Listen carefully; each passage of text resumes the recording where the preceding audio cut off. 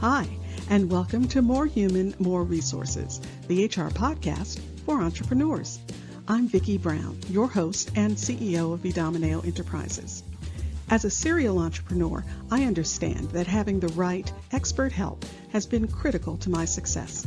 That's why I'm dedicated to telling you, in plain language, what's going on in the world of HR that might impact your business and what you need to do about it, with real actionable tips to help you master that list of must-dos and grow your leadership muscle.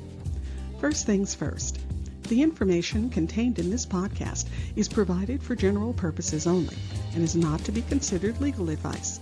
Your decision to adopt or not adopt any practice or procedure mentioned in this podcast is solely yours, and we bear no responsibility for the outcome. We urge you to always consult legal counsel and other appropriate licensed professionals. And with that, let's get into the show.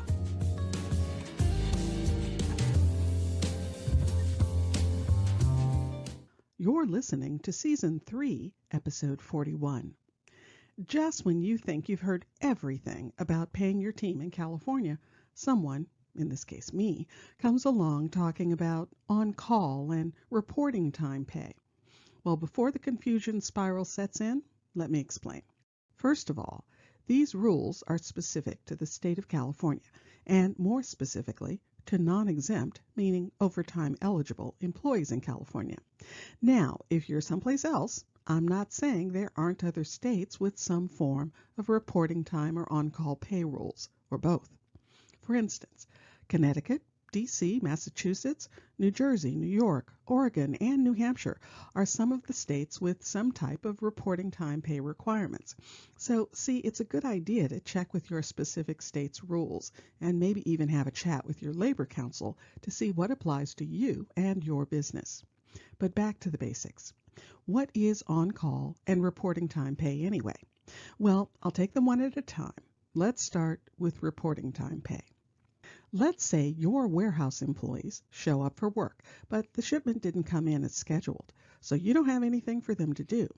So, to give your budget a bit of relief, you send everyone home. Well, this situation has just triggered reporting time pay, because if the employee shows up as scheduled, but you sent them home, you still have to pay them. And you have to pay them either half of their usual scheduled hours for the day, up to 4 hours, or 2 hours pay, whichever is greater. So for example, let's say I'm scheduled to work 8 hours that day, but I'm sent home. Well, you owe me 4 hours pay. That's half of my 8-hour schedule. But if I was scheduled to work 6 hours that day, then you would owe me 3 hours pay. Again, half my scheduled hours. Now, if I was scheduled to work for 10 hours for the day, you would still only owe me 4 hours, because even though that's less than half of my scheduled time, that's the maximum reporting time limit for the day. On the other side, if you only had me scheduled for 2 hours for the day, then you would have to pay me 2 hours reporting time pay, because that's the floor limit.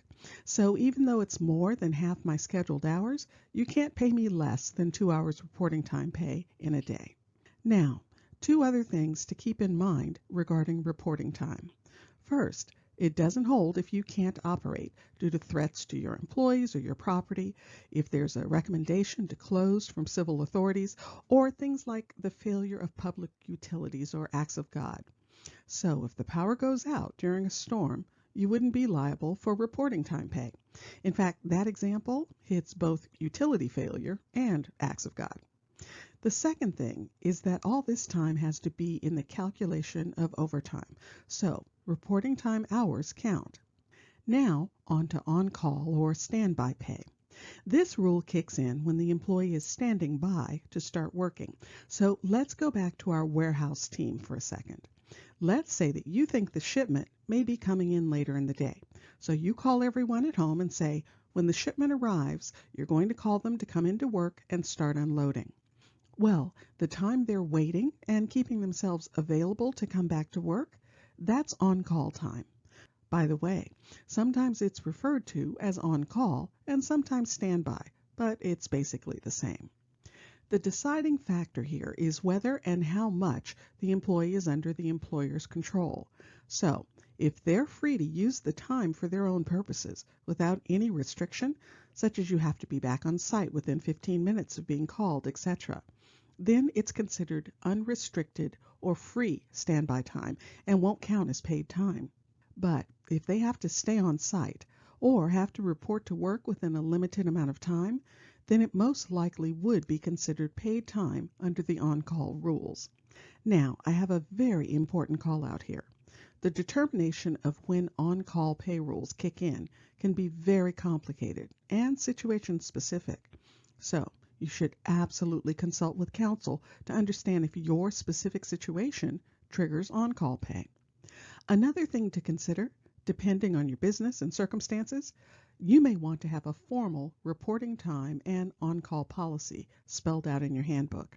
Why? Because while you can't change the state-mandated guidelines, you do have a bit of flexibility with on-call. For instance, you can establish an on-call pay rate that's different from the employee's regular pay rate. As long as it isn't below minimum wage, you might find that it can save you a bit of money. So, that's the reporting time and on-call pay overview.